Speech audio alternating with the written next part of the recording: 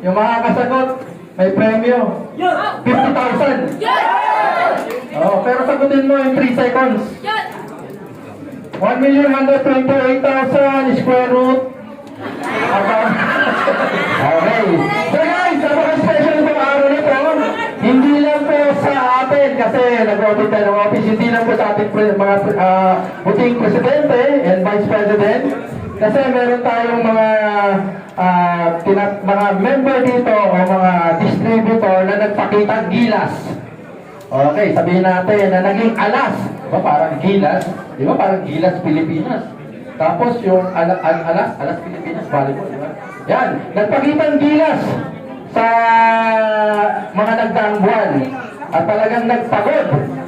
So, kaya tatawagin natin itong mga tao na to at tinatawag natin mga car achiever. Bigyan namin ng parangal. Yan. So, sino dito ang gusto maging car achiever? Kasa kamay.